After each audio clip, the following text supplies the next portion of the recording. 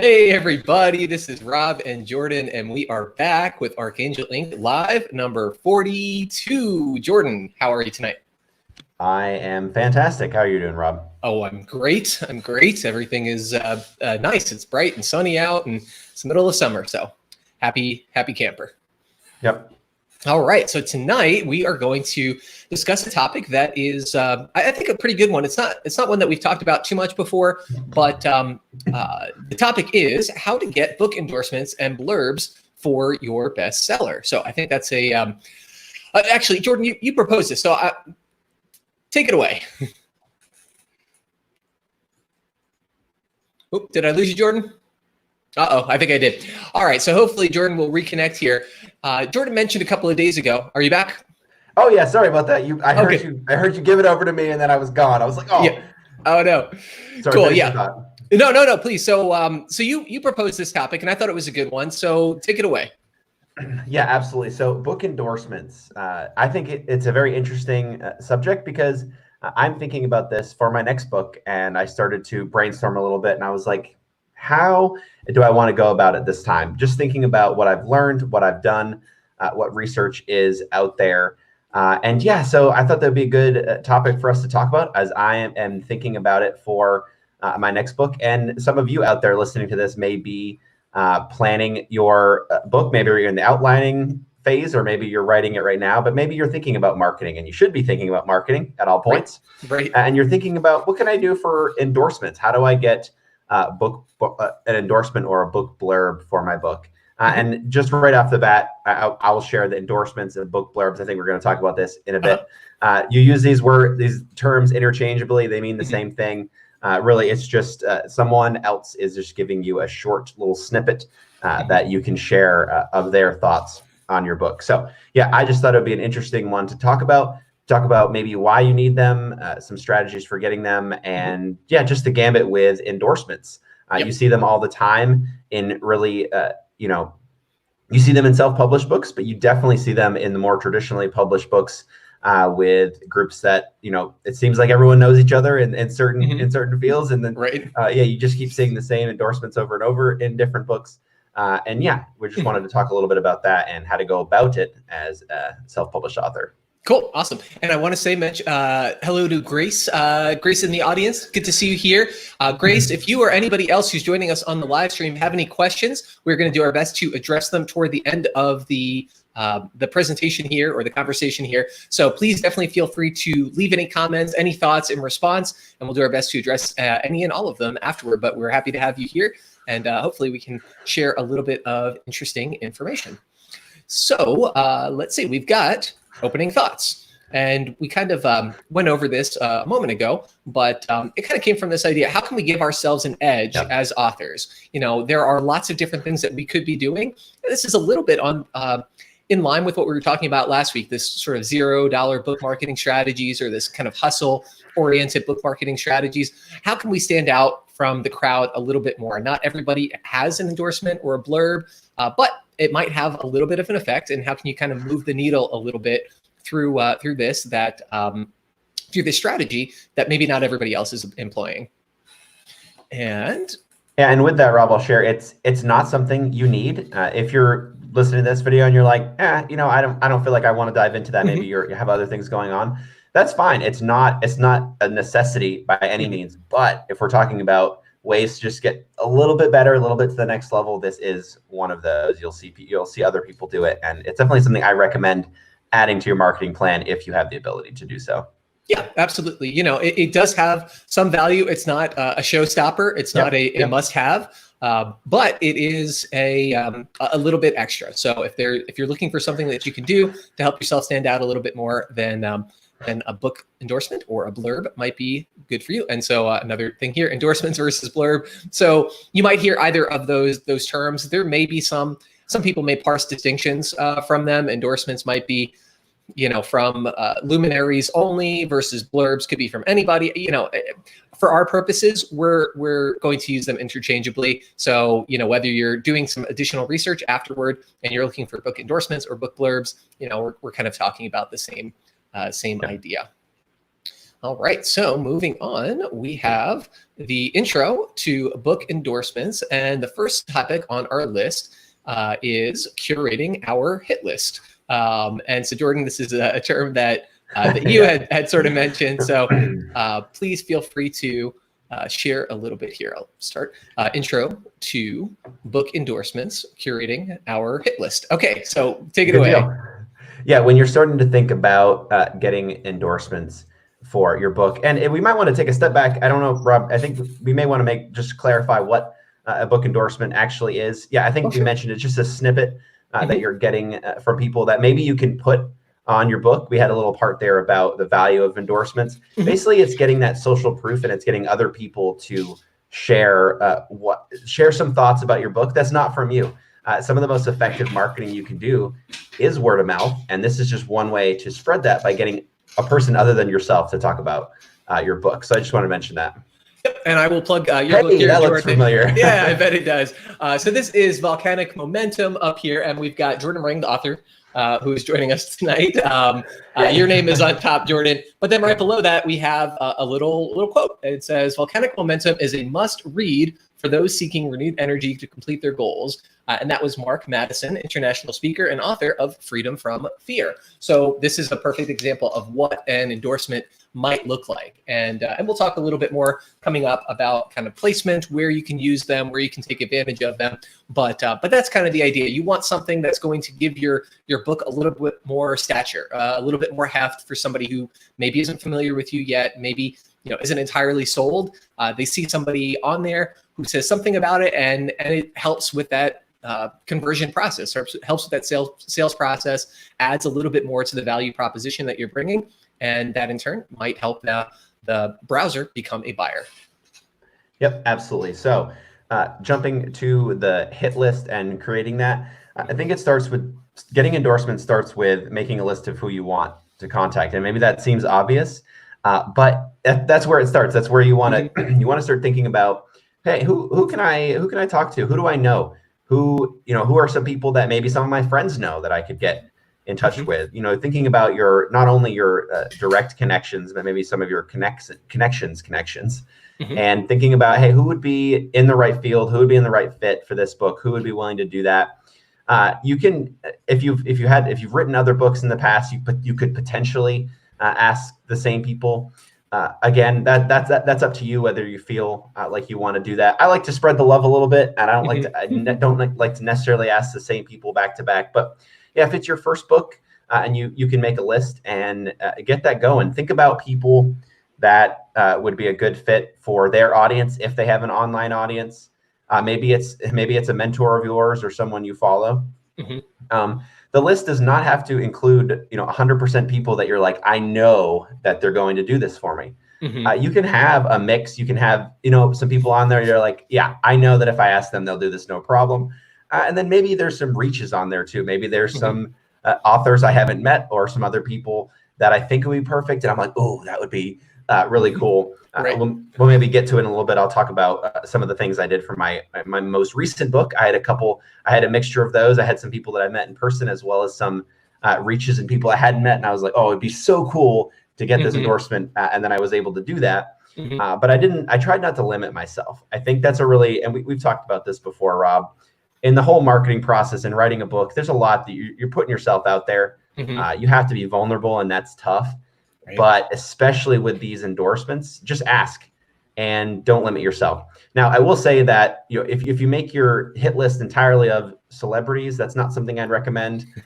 Yeah, it would be great to get a celebrity to review your book, and yeah, maybe if there's one or two you want to just like shoot a Hail Mary and see what happens. I think that's totally fine. I don't have any problem with that. But you don't want to spend all your time on a list of 10 celebrities and then get disappointed when none of them reach back out to you. So I think a good mix is really the key there. Yeah, I think that's a good approach to take. It makes me think of applying for colleges. If anybody's been through that experience before, maybe they have friends or family members or relatives who are kind of going through that. You've got your safety schools, your safety endorsements, like, your good friend or somebody that you're really close to that you're like, yeah, I'm sure this person would do it. Definitely. And and then maybe you've got the ones that are kind of in your tier, maybe peers in your genre, people who maybe you have some loose affiliation with, and then maybe your reaches, the Oprahs and I don't know, Tony Robbins of the world, or in some cases, people who are already established in the self-publishing space. In our case, for example, I know, Jordan, you were able to get an endorsement from Steve Scott for Book Launch Gladiator. Yep. And he's well regarded. He's got a platform of his own, but you can kind of reach out and, hey, I know that you're a busy person, wondering if you might be interested or willing to say a couple of words here. I think this book has a lot of value, and here's kind of what it's about, and so forth. And we'll get into the ask in just a little bit here. Yep. But you can kind of stagger them like that, and then kind of act accordingly, prepare yourself accordingly. So anyway, that's kind of the idea behind curating the hit list. The main points that I wanted to share: they should have authority and credibility in your field. So if you're writing about I don't know, some sort of sport, then maybe somebody who's an accomplished athlete in that arena. If you're writing about a particular topic, again, self-publishing, let's say, somebody who's already got a platform, who's established there, reach out to them.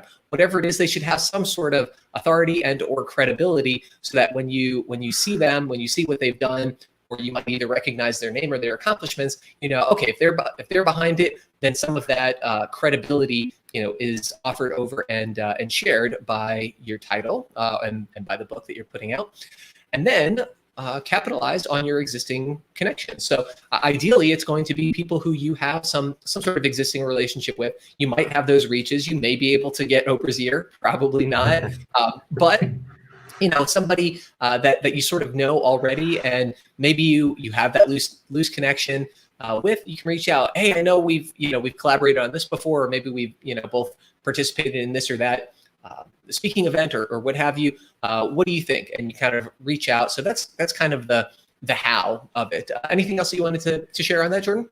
Yeah, one more note, one real quick, and I'm actually I just had this idea, and I'm going to do it for my next book. Just thinking about ways to, if you're stuck and if you're like, I'm just not really sure who to ask and who might be a good reach or a good fit.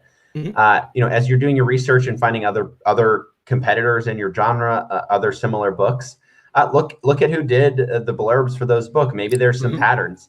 If you find someone that has done a blurb for all those books, maybe it's just not it's not a huge deal for that person to be like, yeah, sure, I can do that. Write something up for me, and I'd be glad to send that out. Maybe that's part of one of those authors or one of those endorsers marketing strategies to get their name out more. Right. Certainly a good strategy if you have people asking you. It doesn't take a ton of time on their end. So yeah, you might be able to get a few from that. So I think just thinking about it doesn't have to be super difficult to get 5 to 6 really good endorsements for your book. Cool.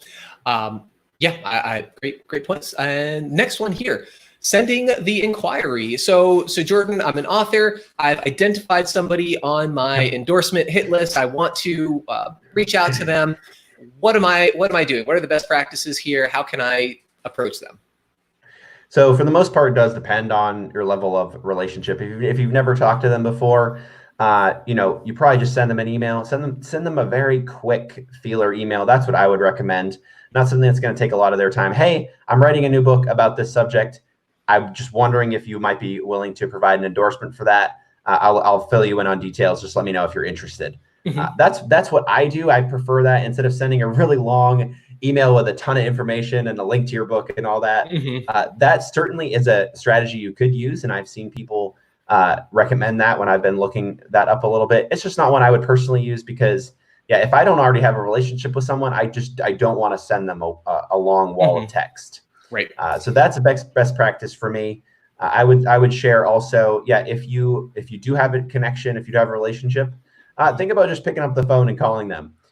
That's not something that I really enjoy doing. I'm an introvert and I don't really enjoy talking on the phone. There's a lot of awkwardness that comes from that. But I got that endorsement that you shared there, Rob, from Mark Madison. He was a recommendation from a friend, and my friend said, hey, just call him up on the phone, talk to him. I called the guy, talked to him for an hour, really cool guy. And he was like, yeah, I have no problem doing that for you. Just, send me some notes about the book and what you'd like to do. And it really came from that. It came from building that relationship in that way. So yeah, if you talk on the phone with someone for an hour, most likely they're going to be willing to say, yeah, sure, I'll do a blurb for you. So just think about that if it makes sense, to do so, and if their number is readily available, or if a friend gave it to you, you don't want to go into stalker status or anything like that. Right. Yeah, and this is the kind of we'll get into this point in a little bit here, but this idea of making it easy for the author, Yes. Or for the endorser. You want to not have a big ask, and I like that approach. And there are different ways to go about it. Like you said, some people, they'll include, let's say, one article I read had a sample of, said attach a PDF sample of different types of endorsements that could be examples for them. And, maybe you have a more formal proposal or something a little bit longer and more involved because, hey, you want to give them all the information on hand there at once so that they can do this and get back to you and not have to follow up multiple times. That's one approach, but the other, the alternate approach, kind of what you recommended is, hey, I'm going to make my ask as little as possible.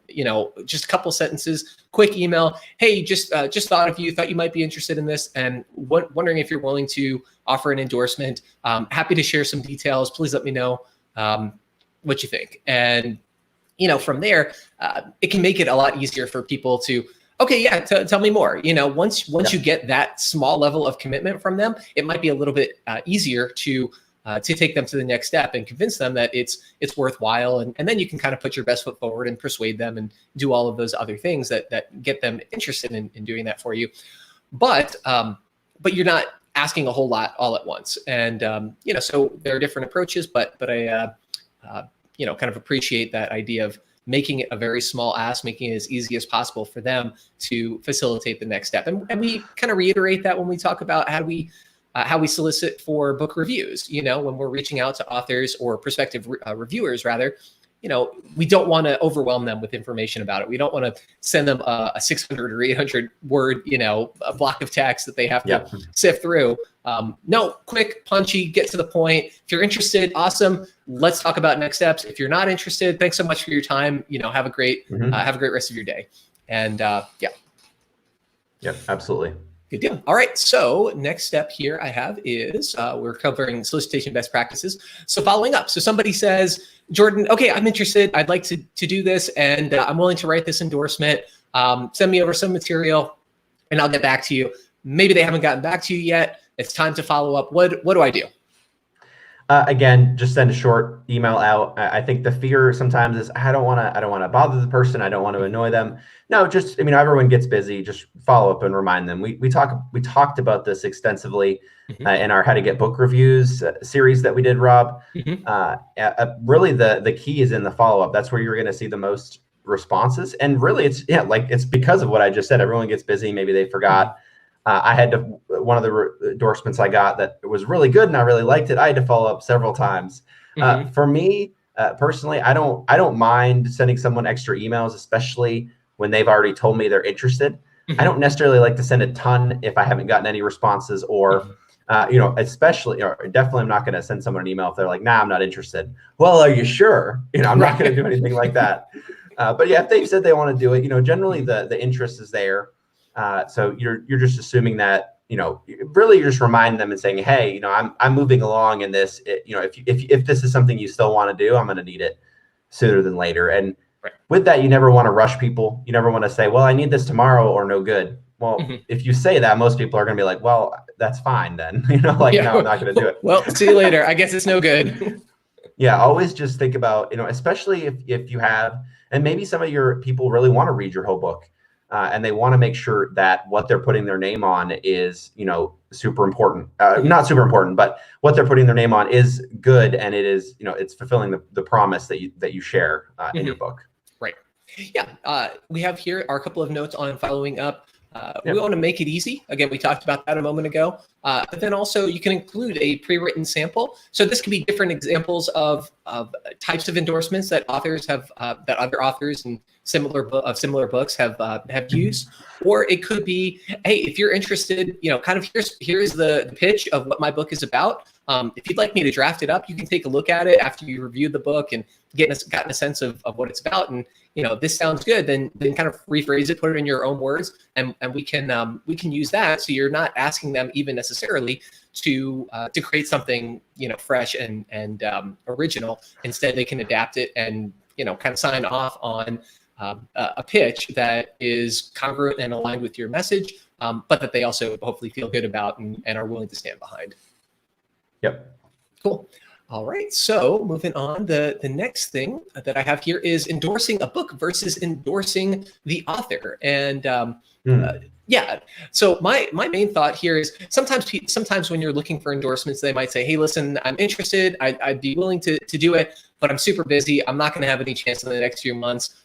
So probably, I may not be the right person for you. You can say, well, hey, listen, I respect that. I appreciate that. I understand how much, how valuable your time is, and I'm not expecting you to read all 200 word or 200 pages of my new book.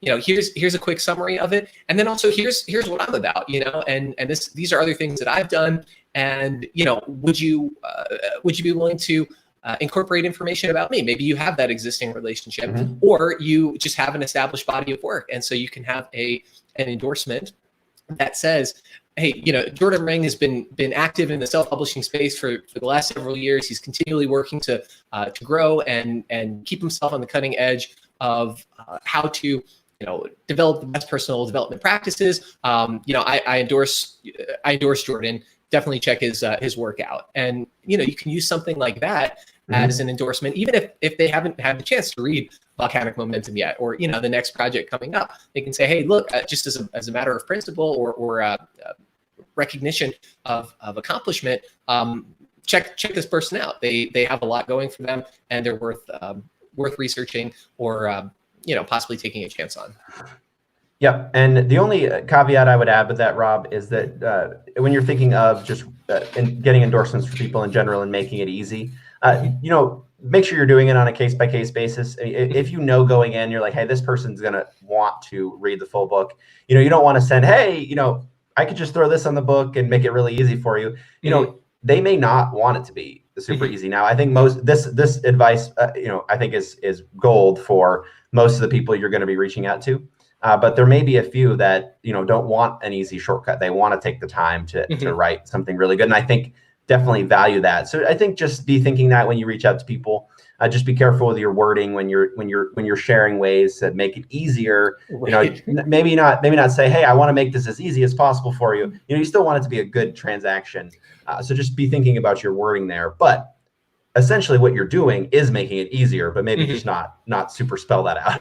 Right. Yeah. You don't necessarily want to say, hey, I'm writing this puff piece about myself. Well, can I have you co-sign it? Exactly. Don't do that. It could be instead, if you're interested, let me know. I'm happy to provide, some examples or different things that, might work if you'd like that. So yeah, be sensitive, be mindful, pay attention to feedback and cues, and don't go in, like a bull in a china shop or something, trying to force your unsuspecting endorser to, I don't know, do something they don't want to do.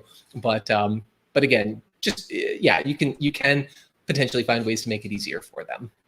And I just reiterate again, that's why I'm personally a big fan of the soft outreach first, and not providing a bunch of samples, not sending a download of your book, and doing that, because you don't know what their level of interest is, and you can't have any of those feelers if you're just sending out everything at once. If they get a response and maybe they're really short, or maybe they're like, hey, Jordan, like this looks so good, like I'm so excited about this, that's going to change how I'm going to respond to that person individually. So just be thinking about that. Yep. Great insight. All right, moving on. Our next section here is using endorsements and blurbs. So I've reached out. I said, Jordan, I really would love this endorsement. And you said, Rob, I'll give you this endorsement. Here you go. You got it. It's all yours. Do whatever you want with it. So Jordan, what would I do? What are some of the different ways that I can take advantage of these blurbs? Well, I love the ideas you have here. I don't know if you just wanted to scroll through. Yeah, let's just scroll through, and then we can kind of talk about it. So first is front or back book cover, book interior, in press releases, and in your Amazon editorial reviews, one little note on that one, and we'll get to that, is just make sure to format well. We can share a little bit of what's involved there. But yeah, using endorsements and blurbs, how can I do that? Yeah, so yeah, there's tons of places you could use them, even beyond those ideas. I mean, once the person gives that to you, you could post it on social media. We've gotten that question before. Hey, we got that question recently, Rob. I can't remember where it was from, but someone said, hey, I got this recent endorsement. Can I post it on Facebook? Can I use it here? Can I use it there? For the most part, in my experience, you can use it wherever, as long as you are attributing it to that person.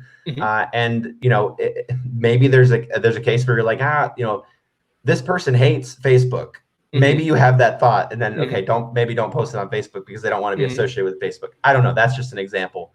But for the most part, you can post it anywhere. I think the most important part is, if you're thinking about your Amazon page, we always go back to that because it's super important. Putting it on your Amazon page, on your editorial reviews. You can put it on your front cover, like Rob showed. You showed with the book that I did. That's not necessary. Really, that it works. I think it works very well with that cover. There are some book covers out there that it may not make sense to put a long endorsement on there and whatnot. But yeah, maybe you could stick it on the back cover or the interior. A lot of traditionally published books have it in the interior. I don't generally like to do that because for me, I want my fans to be able to open the book and pretty much get right to the content. I don't personally like to read a bunch of editorial reviews in the paperback book. I get it if it's on the bookshelf, but if I've already ordered the book, I don't want to read 3 or 4 pages of why I bought this book. I already bought it. I want to get started. That's just me, but that's just an option you could put in. That's up to you. That's not. I think that's more of a preference thing. Yeah. If you're selling your book mainly online, like probably for the most part, you're selling your paperback just online. People are going to be able to see those Amazon editorial reviews. And they're not going to need to click into your book to see those. Yeah. That's just a few of my initial thoughts with that. Right. I mean, I think one other thing to be mindful of when you are including them kind of in the front matter of your book on Amazon, on Kindle, it can be used also almost as an additional sales page. You go through the preview section and you're like, wow, this person said something really good, and this person and this person and this person and this person. So, there are different approaches. I definitely hear your take on that, and you can do multiples at once. So another example I've got here is the Testosterone Optimization Therapy Bible. This is from another author that we've worked with, Jay Campbell. This particular project we weren't involved in. But, on the back, they've got, a little blurb from Iron Man magazine here, and then from a medical doctor. And then the first couple of pages have, several pages worth of, just endorsements from various people in the medical field as a way to, kind of, hey, this is what we're about. This is why I have credibility. This is why you should listen to me, etc. There are different approaches. There's no one right way necessarily. Kind of trust your judgment. Trust, again, going back to what do people in your genre do? What are the books in your genre tend to do? Maybe use that as a guidepost. If you do something wildly divergent, then have a reason for it, or defer to the sort of common wisdom.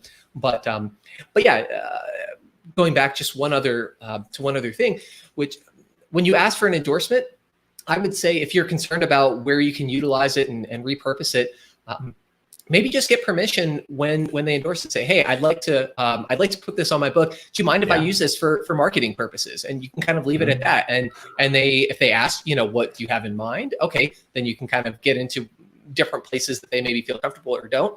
Or if they say, yeah, absolutely, use it wherever you want, then at that point, hey, I can put it on Facebook, I can put it on Instagram, I can put it on my YouTube channel, I can put it on my book cover, I can put it wherever, and it's you've been granted permission already at that point. So if that's a concern of yours, then yeah, just go ahead and ask your endorser if they're okay with that, and use that.